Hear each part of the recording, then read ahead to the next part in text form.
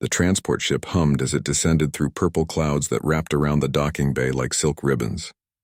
Inside the observation deck, Commander Zara stood with her forearms crossed in what humans would call a defensive posture.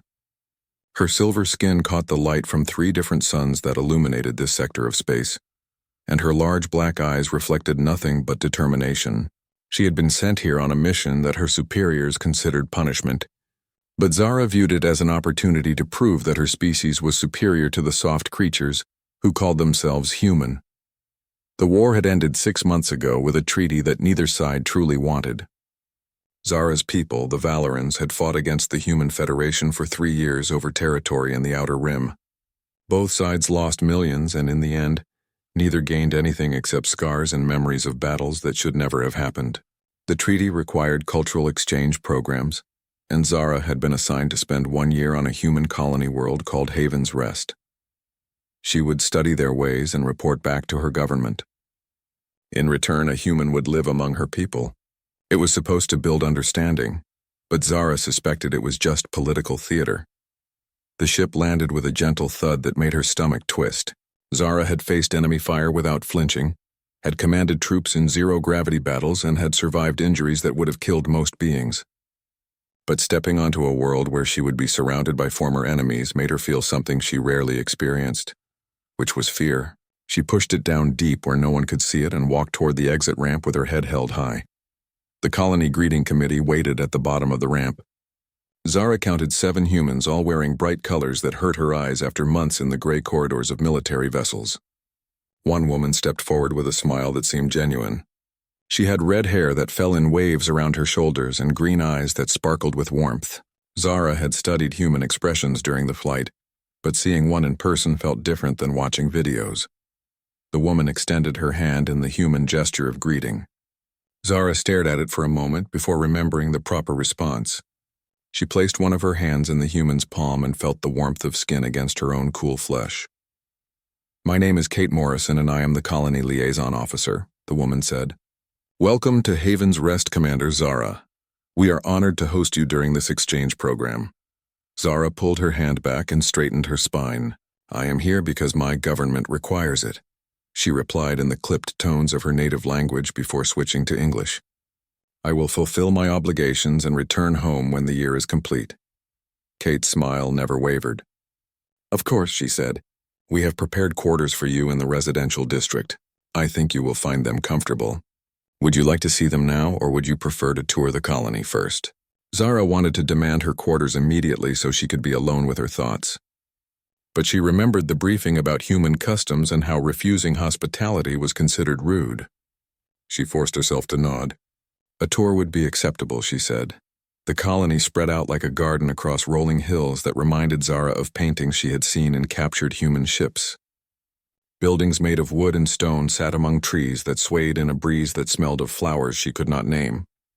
Children played in parks while adults walked on pathways that curved between structures. Everything seemed designed for pleasure rather than efficiency, which Zara found wasteful.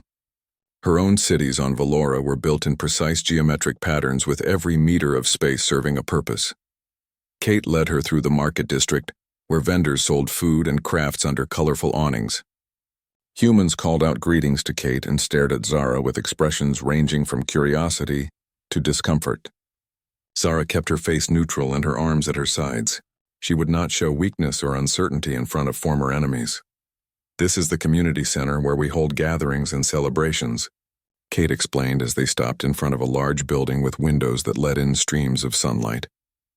"Tonight we are having a welcome dinner in your honor. I hope you will join us." Zara wanted to refuse but knew it would violate protocol. "I will attend," she said. The quarters Kate showed her were larger than Zara expected. 3 rooms with furniture that looked handmade and windows that overlooked a garden filled with plants that bloomed in shades of orange and pink. Zara set down her single bag of belongings and turned to Kate. "Why do you smile so much?" she asked. "We were enemies until recently. My people killed your people and yours killed mine, yet you greet me as if I were a friend." Kate's smile faded slightly but did not disappear. "Because the war is over," she said quietly, "and because I believe that understanding can replace hatred if we let it. You are not my enemy, Commander. You are my guest and perhaps someday my friend." Zara felt something shift inside her chest that she could not name. She turned away from Kate and stared out the window. "Friendship between our species is unlikely," she said. "We are too different." Kate moved to stand beside her. "Maybe," she said. "But I think you might be surprised at what we have in common." The welcome dinner that evening tested every bit of Zara's military discipline. The community center filled with humans who wanted to meet her and ask questions about her homeworld. Zara answered in short sentences while Kate stayed nearby like a protective shield. The food served at dinner consisted of dishes Zara had never seen, and Kate explained each one with patience that seemed endless. A young woman named Amy brought her daughter Lisa to meet Zara. The child could not have been more than 5 years. Bold with blonde curls and blue eyes that stared at Zara. "Without fear, you have 4 arms," Lisa said in the blunt way of children. "Why?" Zara looked down at the small human and felt an unexpected urge to answer honestly. "My species evolved on a world where we needed extra limbs to climb and gather food," she explained. "Over time, those limbs became part of who we are."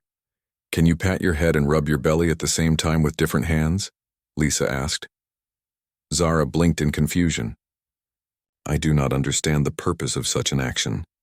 Lisa demonstrated by patting her own head with one hand while rubbing her stomach with the other. "It is very hard," she said seriously.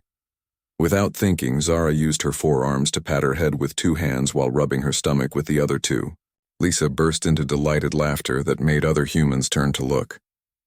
Zara felt her face grow warm in what she recognized as embarrassment. "You are funny," Lisa declared before her mother led her away. Kate smiled at Zara from across the table. "That was kind of you," she said. "I was simply answering a question," Zara replied stiffly. Over the following weeks, Zara fell into a routine that felt strange yet somehow comfortable. Kate showed her the colony's hydroponic farms where food grew in controlled environments. She introduced Zara to teachers at the school who explained human educational methods. She took Zara hiking in the hills beyond the settlement, where the view stretched for kilometers in every direction. During one of these hikes, Zara asked Kate why she had volunteered to be a liaison officer. "Most humans would avoid working with a Valoran," she said. Kate was quiet for a moment as they walked. "I lost someone in the war," she finally said. "His name was Peter and he was my brother. He died when his ship was destroyed in the Battle of Epsilon Station." Zara stopped walking. "I participated in that battle," she said quietly. "I commanded one of the assault squadrons." Kate turned to face her and Zara braced herself for anger or tears. But Kate's expression remained calm. "I know," she said. "I read your service record when you were assigned here." "Then why would you agree to be my liaison?" Zara asked. "You should hate me." Kate shook her head. "Hating you will not bring Peter back," she said, "and he would not want me to carry that hatred forever. He believed that the war was a mistake and that both our peoples deserved better. So I honor his memory by trying to build the peace he died hoping for." Zara felt something break inside her carefully constructed walls. "On Valora, we believe that showing emotion is weakness," she said. "But right now I feel something I cannot name when I hear your words." Kate reached out and gently touched one of Zara's hands. "Maybe that is called compassion," she said softly, "or maybe it is the beginning of friendship." As months passed, Zara found herself looking forward to her time with Kate. They established a pattern of morning walks before Zara attended her required classes about human culture and history. In the evenings, they often shared dinner at Kate's home, a small cottage on the edge of the colony where flowers grew wild in the garden. One evening, as they sat on Kate's porch, watching the 3 suns set, Zara spoke about something she had never shared with anyone. "On Valora, we are taught from birth that emotion makes us vulnerable," she said. "Warriors especially must remain detached and focused. But being here with you and the other humans has shown me that emotion can also be strength. You feel deeply yet you do not fall apart. You grieve your losses but still find joy in small moments. I do not understand how you do this." Kate was quiet for a while before answering. "I think maybe it is because we accept that life includes both pain and happiness," she said. "We do not try to cut away the parts that hurt because those parts make us who we are. Your people try to avoid feeling anything, but that seems